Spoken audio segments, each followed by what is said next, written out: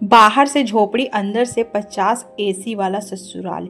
इस कहानी की शुरुआत कुछ इस तरीके से होती है कि स्वाति किचन में लकड़ी के चूल्हे पे खाना बना रही थी और खाना बनाते बनाते उसे बहुत ज़्यादा गर्मी लग रहा था। पसीना माथे पर से टप टप टप टप करके गिर रहा था। वो तो मन ही मन में सोच रही थी कि मैं चूल्हे के पास से कैसे उठकर भागूं, लेकिन पता नहीं मम्मी और भाभी कहाँ गई है कि मुझे इतना देर तक चूल्हे पे बैठ कर वो भी खाना बनाना पड़ रहा है। इतनी तपती धूप में मेरी तो जान ही निकली जा रही है, मैं क्या करूं।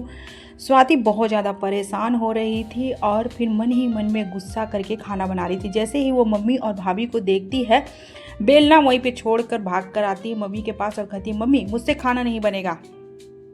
एक तो इतनी गर्मी हो रही है और ऊपर से चूल्हे पे खाना बनाना है। तुम भी हद करती हो, मुझे बोल दी खाना बनाने के लिए, भाभी को क्यों नहीं कहा। मम्मी बोली कि बेटा भाभी भी तो नाश्ता खाना रात का खाना भाभी ही बनाती है, तो मैं और भाभी दोनों लोग अभी गए थे पड़ोस में, कुछ काम था, इसी की वजह से तुम्हें खाना बनाना पड़ गया और तुम इतना चिल्ला रही हो। तभी रिंकी भाभी बोलती है कि मम्मी जी मुझे पता है ये चूल्हे के पास बैठकर खाना नहीं बना पाती हैं दीदी, इनको ना आप नदी में भेजिए, नदी में जाएंगी 1 घंटा रहेंगी तब इनका गुस्सा जो है शांत हो जाएगा और इनके माथे पे जो गर्मी चढ़ रहा है वो धीरे धीरे करके ठंडा हो जाएगा। तो मम्मी जी बोलती है, हाँ बहू तुम बिल्कुल सही कह रही हो। ऐसा है स्वाति, गंदे कपड़े का ढेर उधर साइड में पड़ा हुआ है, तुम सारे कपड़े उठाओ और जाकर नदी में धुल कर आओ और साथ में नहा लेना, ताकि जो तुम्हारा इतना दिमाग जो बम ब्लास्ट हो रहा है ना वो थोड़ा सा शांत हो जाए। थोड़ा सा भी समझने का कोशिश नहीं करती है ये लड़की। आखिर इसी घर में तुम्हारी रिंकी भाभी है ना, वो तो मुझसे एक भी शिकायत नहीं करती और अपने इस घर में कितना खुशी खुशी रहती है। स्वाति गंदे कपड़ों का एक गट्ठर बना लेती है और उसे सिर पर रखकर चली जाती है कपड़ा धोने के लिए। तो रास्ते में उसकी 2 फ्रेंड मिलती है। स्वाति बोलती है, तुम लोग कहाँ जा रही हो। तो दोनों फ्रेंड बोलती है, क्या करे यार बहुत ज़्यादा गर्मी हो रहा, दिमाग नहीं काम कर रहा। स्वाति बोलती है कि चलो मैं जा रही हूँ नदी में कपड़े धुलने के लिए, तो तुम दोनों भी मेरे साथ चलो, नदी में पैर डुबाकर पानी में बैठेंगे और खूब मस्ती करेंगे और बहुत मज़ा आएगा। तो दोनों फ्रेंड बोलती है, हाँ हाँ अगर पानी में पैर डुबाकर बैठे रहेंगे ना तो गर्मी तो छूमंतर हो जाएगा और फिर ठंडक ठंडक का एहसास होगा। स्वाति के साथ उसकी दोनों फ्रेंड पूजा और नेहा तीनों लोग इकट्ठा होकर के नदी की ओर जाने लगते हैं। चलते चलते थोड़ी ही दूर पे नदी था। नदी जैसे ही आता है तो बड़े से पत्थर पे स्वाति कपड़े निकाल कर धोना स्टार्ट करती है और कपड़े धुल कर पानी में चली जाती है नहाने के लिए। 1 घंटा से पानी में नहा रही थी। तो पूजा बोलती है कि स्वाति बस कर, अब बाहर आ जा, तू 1 घंटे से नहा रही है, तुम्हें सर्दी खांसी हो जाएगा। तो स्वाति बोलती है, पूजा तुम्हें क्या पता कितनी गर्मी में झेल कर आई हूँ, इतनी तड़पती धूप में इतनी गर्मी में मैं अभी खाना बना रही थी। तुम्हें नहीं पता कि मेरा छोटा सा घर है, भट्ठी की तरह तपता है और उसी घर में मुझे रहना पड़ता है और मुझे बस थोड़ा देर और पानी में रहने दे, मुझे कुछ भी नहीं होगा सर्दी जुकाम। और तू किनारे क्यों खड़ी है, चल आजा पानी में तू भी नहा ले। स्वाति पानी से निकलने का नाम ही नहीं लेती है। पूजा और नेहा दोनों लोग वो लोग भी पानी में आ जाते हैं और तीनों सहेलियां मिलकर पानी में काफ़ी देर तक नहाती है और पानी से तो स्वाति निकलने का नाम ही नहीं लेती है। वो बोलती है कि जब मेरा दिमाग गर्म हो जाता है ना तो मैं नदी के पानी में आकर के डूब जाती हूँ और मैं नदी से बाहर निकलती ही नहीं हूँ। मुझे तो सर्दी जुकाम भी नहीं होता है, मेरा शरीर ना एकदम ठंडा एसी में रहने वाला है। लेकिन क्या करें, बातों बातों में सब नहा लेती है और फिर घर आती है। जैसे ही घर आती है तो मम्मी बोलती है, स्वाति बेटा कपड़ा धो लिया। तो स्वाति बोलती है, हाँ कपड़ा धो लिए, तो उसको तो बाहर सूखने के लिए फैला दे और भाभी खाना निकाल दी है सबके लिए, तो चलो बेटा बैठो और सब लोग इकट्ठे खाना खा लेते हैं।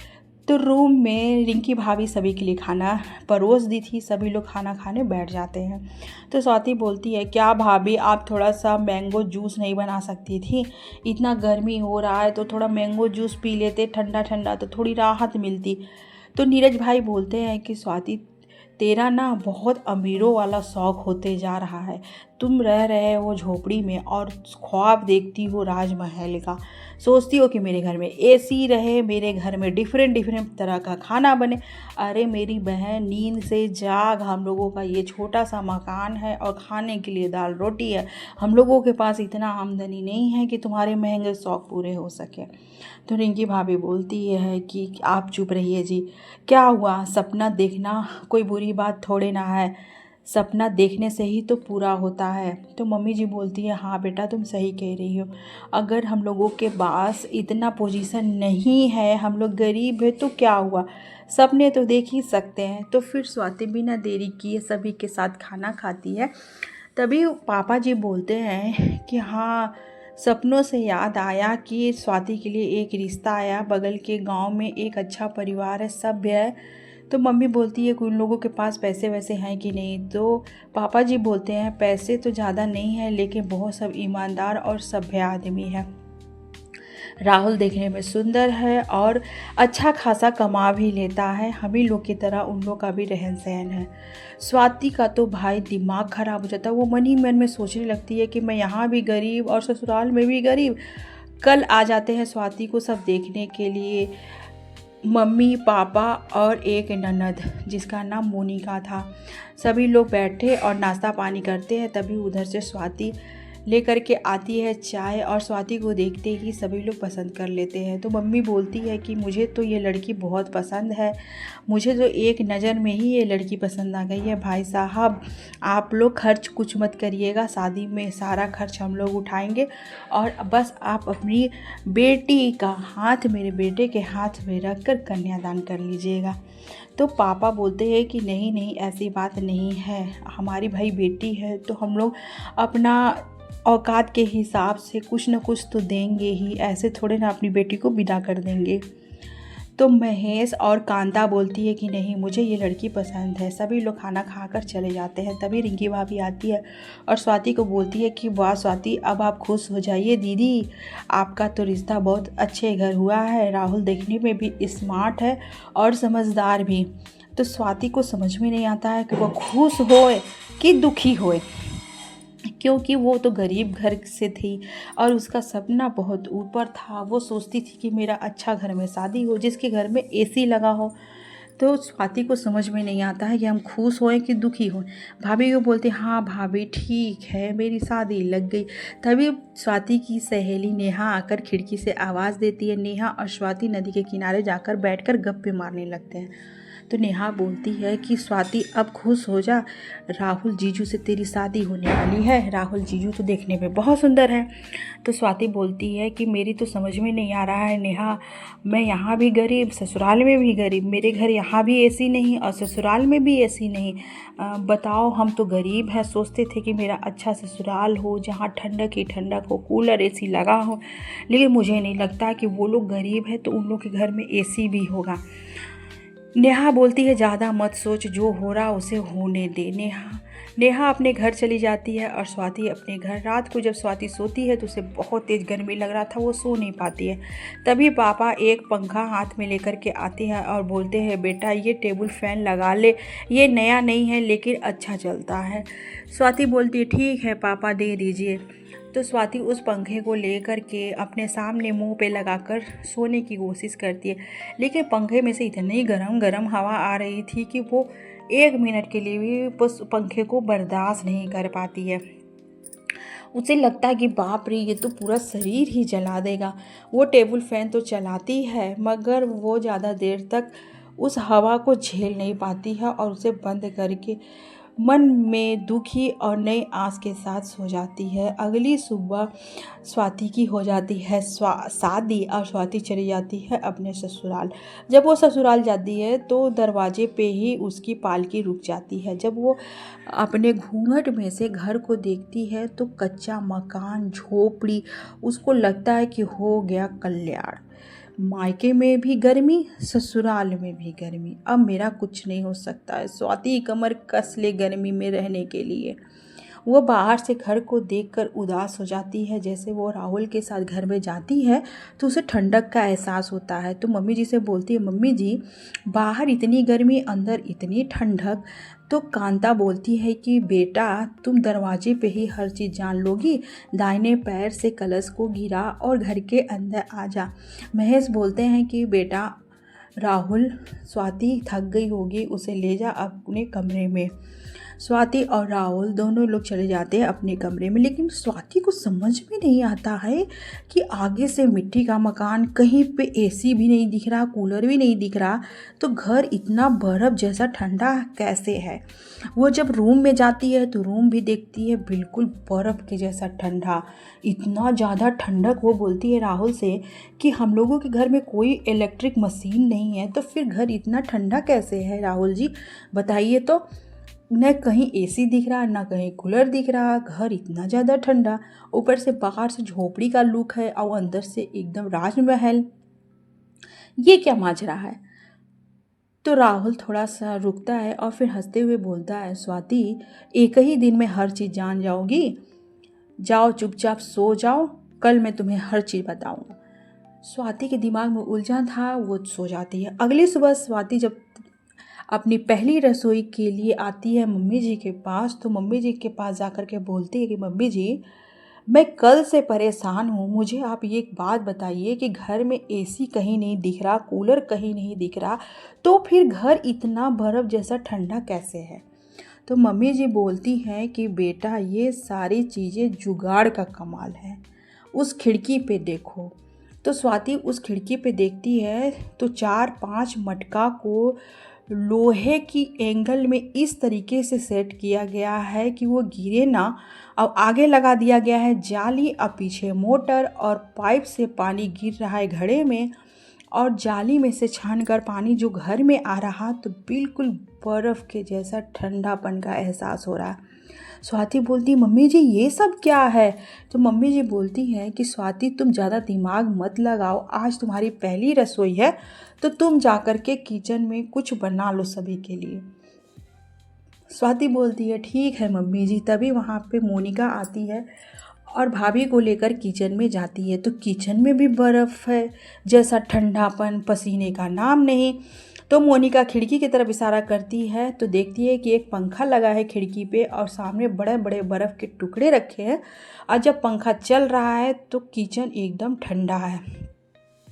स्वाति सभी के लिए बनाती है पूड़ी, छोले, रायता और तीखी चटनी, मीठी चटनी और सैलड।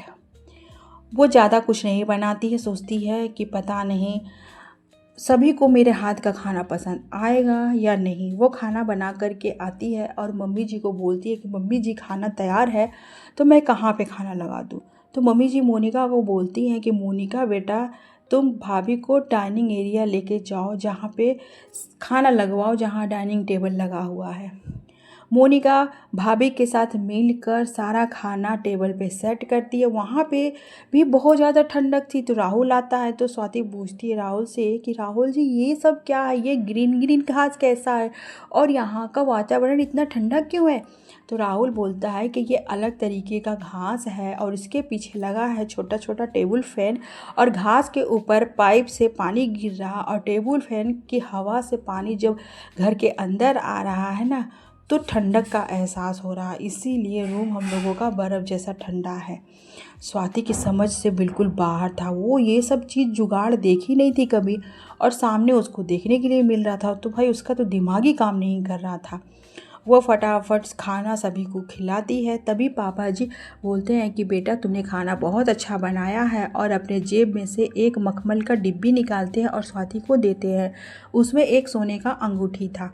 तो स्वाति बोलती है कि पापा जी आप हमें सोने का अंगूठी क्यों दे रहे हैं, आप लोग के पास भी तो इतने पैसे नहीं हैं कि आप लोग इतना खर्च कर, मेरा मतलब है ऐसा कुछ नहीं। तो पापा जी बोलते हैं कि बेटा तुम ये अंगूठी लो, मैंने तुम्हें खाने की रस्म के लिए दिया है क्योंकि तुमने खाना बहुत अच्छा बनाया था। तो स्वाति बोलती है कि अरे इन लोग अमीर है बहुत ज़्यादा। तभी मम्मी जी बोलती है कि मोनिका ले जा भाभी को तैयार कर, शाम को मुंह दिखाई का रस्म है।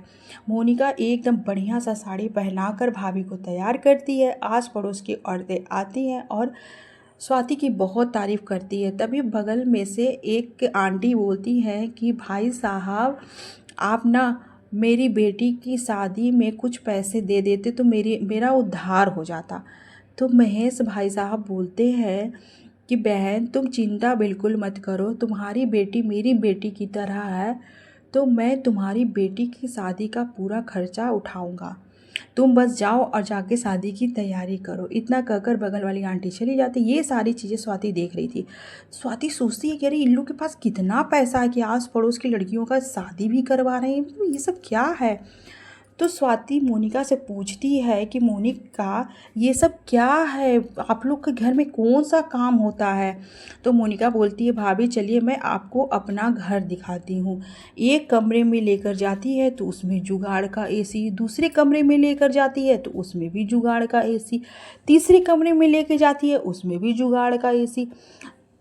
तो स्वाति बोलती है कि मोनिका ये सब क्या है, ये आप लोग क्या कर रहे हैं, आप लोग के घर में पूरा चारों तरफ जुगाड़ का एसी ही लगा है। कहीं पे साइकिल के टायर से बना हुआ है एसी, कहीं मिट्टी के घड़े से बना हुआ है एसी, कहीं मिट्टी के पाइप से बना हुआ है एसी। और इस तरह कर करके तो पूरा घर जैसे मान लीजिए बर्फ़ जैसा ठंडा है। और आपके घर में कौन सा ऐसा बिजनेस होता है कि इतनी आमदनी हो रही है कि आप बगल की लड़की का शादी का खर्च उठा रही हैं पापा जी। तो मोनिका बोलती है कि भाभी अभी तो आए आपको बस एक ही दिन हुआ है, धीरे धीरे देखिए सब कुछ आपको पता चल जाएगा। और हाँ भाभी इस कमरे में भूल कर भी मत जाइएगा। स्वाति और ज़्यादा कंफ्यूज हो जाती है। शाम को सब तैयार होकर बगल वाली आंटी की एक लड़की की शादी में जाते हैं। स्वाति अच्छा सा साड़ी पहनती है, मोनिका भी अच्छे से तैयार होती है, कांता भी और महेश भी, पूरा फैमिली अच्छे से तैयार होकर शादी में जाते हैं। और अच्छे से शादी बीत जाता है। वहाँ भी बहुत ज़्यादा ठंडक थी, पूरा जुगाड़ किए थे राहुल और महेश। तभी बगल वाली आंटी आकर पापा जी के पैर छूकर बोलती है कि भाई साहब आपका बहुत बहुत धन्यवाद कि आपके जुगाड़ से यहाँ पे बारातियों को कोई भी दिक्कत नहीं हुआ और एसी भी मिला और एसी का ठंडक भी मिला और खाना पानी का भी व्यवस्था बहुत अच्छा था, लड़का भी बहुत अच्छा, और मेरी बेटी का भाई भाग्य खुल गया आपकी वजह से। तो महेश भाई साहब बोलते हैं कि बहन तुम चिंता मत करो और अपनी बेटी को खुशी मन से विदा करो, और कोई भी दिक्कत परेशानी होगा तो मैं हूँ ना। सभी लोग अच्छे खासे से शादी बिताकर घर आते हैं। जैसे घर आते हैं तो स्वाति का फ़ोन आता है उसकी मम्मी का। मम्मी बातें करती है कि बेटा 3-4 दिन हो गए हम लोग सबको मन नहीं लग रहा है तुम्हारे बिना। तो रिंकी भाभी भी बोल रही थी तुम्हारी, और नीरज भाई भी बोल रहे बेटा बोल रहा था कि चलो स्वाति से मिल आते हैं। तो बेटा कल हम लोग सब आ रहे हैं तुम्हारे घर तुमसे मिलने के लिए। तो स्वाति बोलती है अरे मम्मी तुम इतना झिझक क्यों रही हो, तुम आओ मेरे घर, तुम्हारा स्वागत है मेरे ससुराल में। तब मम्मी को दिल में थोड़ी सी तसल्ली होती है कि मेरी बेटी बहुत खुश है, उसकी आवाज़ में बहुत खुशी है, वो बहुत खुश होती है और अपने पूरे परिवार के साथ स्वाति के घर पहुंचती है। जैसे ही घर में एंटर करती है घर एकदम ठंडा। स्वाति सभी को खाना खिलाती है और फिर अपने रूम में ले जाकर बातचीत होने लगता है। तो रिंकी भाभी बोलती हैं कि स्वाति जी आपके ससुराल में क्या काम होता है, चारों तरफ ठंडक ही ठंडक, जैसे लग रहा एसी लगा हुआ है। लेकिन पापा जी तो बोल रहे थे कि आपके पापा जी बहुत गरीब हैं, आप लोग का पोजीशन तो ऐसा है नहीं है। लेकिन आँख कान खुला रखिएगा, कुछ ऐसा वैसा काम तो नहीं हो रहा आपके ससुराल में। तो स्वाति बोलती है कि हाँ भाभी आप बिल्कुल सही कह रही हैं, एक यहाँ पे ऐसा कमरा है कि उसमें जाना मना है, मैं पता लगा के रहूँगी आखिर इन लोगों का माजरा क्या है। सब कोई खाना वाना खाते हैं और स्वाति की भाभी मम्मी सब अपने घर चले जाते हैं। तो पापा जी बोलते हैं कि बेटा सब तैयार हो जाओ और चलो मार्केट कुछ शॉपिंग करके आते हैं। चिलचिलाती धूप में मम्मी जी, पापा जी, मोनिका और स्वाति चारों लोग पहुंच जाते हैं। जैसे ही गाड़ी से बाहर निकलते हैं तो मम्मी जी तो एकदम गर्मी से तड़फड़ाने लगती है कि बेटा जल्दी शॉपिंग करो, चलो जल्दी सोनार के यहाँ और मॉल चलो, जल्दी जल्दी करो। पापा जी बोलते हैं कि हाँ भाई जल्दी से तुम शॉपिंग करो, मेरा तो भाई जान निकल रहा गर्मी के मारे। स्वाति सोचती है कि बाप रे, इन लोगों का क्या हाल है, इन लोग कभी धूप में निकलते नहीं है क्या, बाप रे इन लोग का तो बहुत बुरा हाल है। जल्दी जल्दी सब शॉपिंग करते हैं, घर आते हैं, तब राहत की सांस लेते हैं। जैसे घर आते हैं तब बगल वाली आंटी बोलती है कि महेश भाई साहब आप लीजिए 500 रुपया और मुझे एक एसी दे दीजिए। तो महेश भाई साहब बोलते हैं हाँ हाँ बहन, तुम्हें 500 रुपये में एसी मिल जाएगा। बोलते मोनिका बेटा जाओ घर के अंदर और एक एसी लेकर के आओ और आंटी को दे दो। मोनिका लेती है 500 रुपये और घर के अंदर जाती है और मटके से बना हुआ एसी उठाती है और लेकर के आती है और दे देती है बगल वाली आंटी को। तो ये सारी चीज़ें स्वाति देख रही थी कि अरे इन लोग तो बिक्री भी करते हैं एसी का, ये मटके से बना हुआ जुगाड़ू एसी का, मतलब ये सब क्या है, इन लोग का ये बिजनेस है क्या है। स्वाति को तो कुछ समझ में नहीं आ रहा, भाई हमसे क्यों छुपाया जा रहा है। मेरा तो सोच सोच के ना दिमाग चकरा रहा है। आज आएंगे राहुल जी ना तो मैं उनसे पूछूंगी कि आप लोगों का बिजनेस क्या है और घर इतना ठंडा कैसे है, और ये क्या घड़े का बना हुआ एसी, पाइप का बना हुआ एसी और फिर साइकिल के टायर से बना हुआ एसी, ये सब क्या माजरा है। स्वाति एकदम दिमाग चकरा गया था। तभी राहुल आता है, बोलता है स्वाति ज़्यादा दिमाग मत लगाओ, खाना निकालो, सभी लोग मिलके खाना खाते हैं। सब कोई खाते पीते हैं। तभी वहाँ पे मोनिका यूट्यूब के लिए वीडियो बना रही थी और जुगाड़ू एसी के बारे में बता रही थी कि ये जुगाड़ू एसी घड़े से बना हुआ है, इसमें जाली लगा है और मोटर सेट कीजिए और एक पाइप के सहारे पानी इसमें आएगा और घड़े में भरता जाएगा और इसमें से जो हवा निकलेगा वो पूरा एसी जैसा हवा निकलेगा जो नॉर्मल एसी को भी फेल कर देगा। अगर आपको ये जानना है कि ये घरेलू जुगाड़ू एसी कैसे बना है तो आप मेरे चैनल पे आइए और वीडियो को फुल वॉच कीजिए। स्वाति देखती है और बोलती है कि अरे वाह बहुत अच्छा, आप यूट्यूब पे वीडियो डालती हैं। तो मोनिका बोलती है हाँ भाभी। स्वाति बगल में चली जाती है, हरियाली थी, थोड़ा सा टहलने के लिए। तभी वहाँ पे राहुल आता है। तो स्वाति बोलती है कि आप लोग का क्या बिजनेस है, आप हमें बताइए। हम जिस दिन से आए हैं इस घर में उस दिन से रहस्यमयी हो रहा है ये सारा चीज़, कभी कुछ कभी कुछ कभी कुछ, मेरे तो समझ में नहीं आ रहा कि आप लोग का बिज़नेस है क्या। तभी राहुल के पास फ़ोन आता है एक अमीर आदमी का और बोलता है कि तुम अब मेरा प्रोजेक्ट कंप्लीट करो तो मैं तुम्हें 1 लाख रुपया दूंगा। तो राहुल बात करता है उस अमीर आदमी से। तो स्वाति बोलती है अच्छा ये बताइए इतना बड़ा अमाउंट अगला आदमी क्यों दे रहा है आपको, और आप कौन सा प्रोजेक्ट पे काम कर रहे हैं और आपको क्या आपको डील करना है, हमको बताइए। राहुल बोलता है कि स्वाति ज़्यादा दिमाग मत लगाओ, बस आज भर की बात है, आज रात को मुझे काम करना होगा, रात भर जाग कर तभी मैं सारा काम फिनिश करके कल डिलीवरी दूंगा, तब मुझे 1 लाख रुपए मिलेंगे। और तुम ना सवाल पूछ पूछ कर मेरा दिमाग ख़राब मत करो, चलो घर में और खाना निकालो, सभी को खाना खिलाओ और चुप मार के शांति से सो जाओ। अगले दिन तुम्हारा सस्पेंस खुल जाएगा और जितना ढेर सारा जो सस्पेंस क्रिएट हुआ है ना वो सारा चीज़ ओपन हो जाएगा। स्वाति घर में आती है राहुल के साथ, सभी लोग खाना खाते हैं। तभी पापा जी बोलते हैं कि बेटा बहुत बड़ा ऑर्डर मिला है, तुम जाओ जाकर के अपना काम करो। उसी रहस्यमय रूम में राहुल चला जाता है काम करने के लिए और बाहर से धाड़ से दरवाज़ा बंद कर देता है। स्वाति सोचती है कि अरे रहस्यमय रूम में ये क्यों गए, क्या करेंगे रूम में। वो रूम में जाती है लेकिन रात भर उसको नींद नहीं आता है। वो सोचती रहती है कि आखिर क्या खिचड़ी पका रहे मेरे ससुराल वाले।